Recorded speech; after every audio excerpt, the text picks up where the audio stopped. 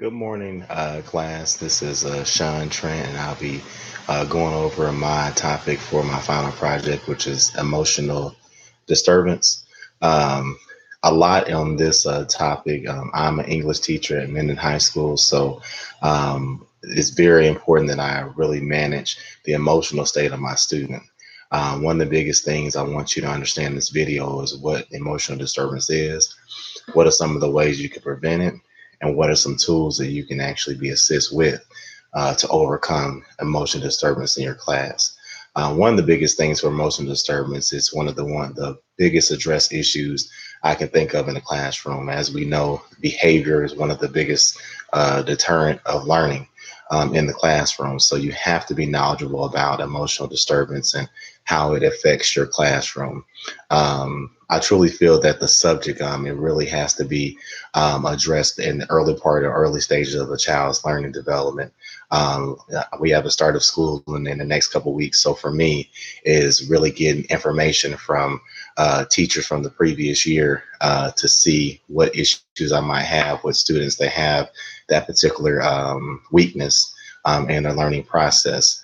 I've learned with the class, emotion disturbance is equally associated with the mental health and severe behavioral issues that most students encounter. Behavior issues, I don't know about anybody else, but behavior issues in my district and in my class and my entire school is a big issue.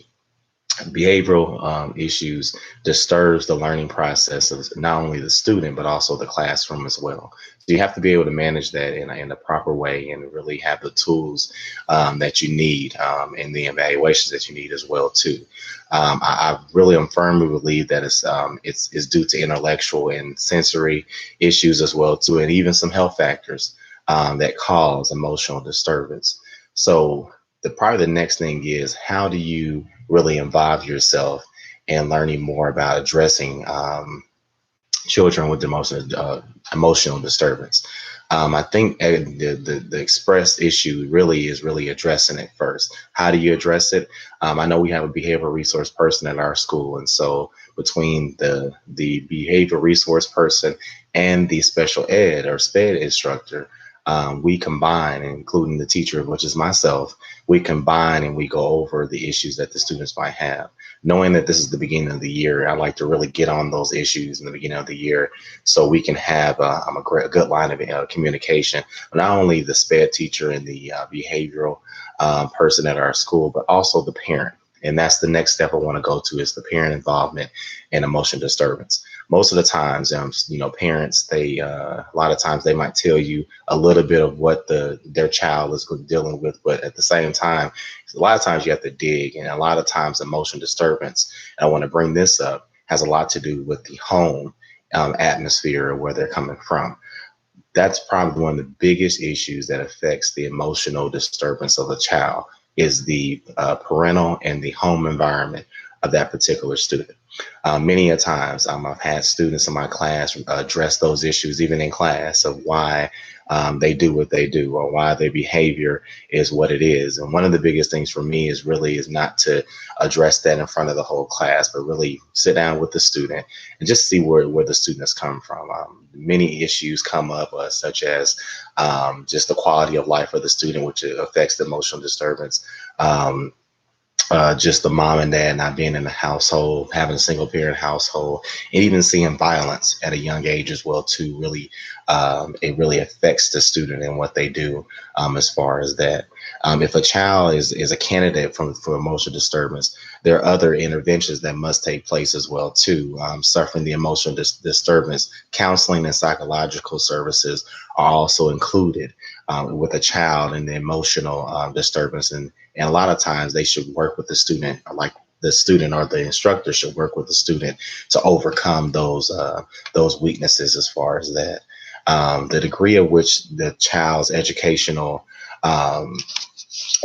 performance is affected is by the emotional state of the student. Many times the issue is not the learning of the student, or do they know the information. A lot of times it's if the emotional state is really ready to learn.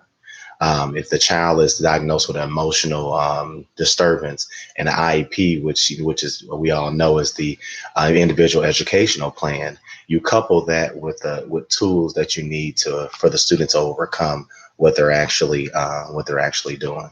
The IEP team, which I'm included in, can still address those emotional issues and really help the student really overcome those hurdles in their life. Also, too, you also want to talk about emotional disturbance with the learning disability. That is a combination that really is very tough for any student or any child, having not only a learning disability, but also having a emotional disability as well, too. So my biggest thing is addressing first the plan that was already in place with the SPED instructor. And then the SPED instructor evaluates and diagnoses the student as far as what IEP plan will really help the student, coupled with the emotional state of the student. Many a times I've addressed this many a times my first year of teaching. A lot of students are just not emotionally ready going from 8th grade to 9th grade, or even going from 10th grade to 11th grade. Those transitions really cause students to really act out and really not be really comfortable for who they are. Many a times, a child's emotional health is important, and there's so many developmental categories that should always be handled with care. That's one thing that I always, emphasize to any teacher, is always address these issues with care. Letting the student know that they are not the only ones that are going through this. They're not just singled out, and having that patience with the student is very important as well, too.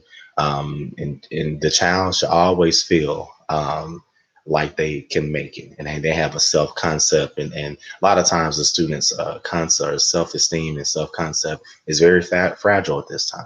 So we have to be not only motivators, but also teachers, understanding that is so important for us to be that life coach for that student. In my conclusion, I really feel like emotional disturbance can definitely be dealt with in the early part of a student's learning process. As we do that, that's going to help us out as instructors and as teachers, as far as understanding what that really means. Parental involvement is very important. I will never always tell you that's probably the most important thing in any process, but especially in this particular process, parents need to be involved in what's going on with their student emotionally.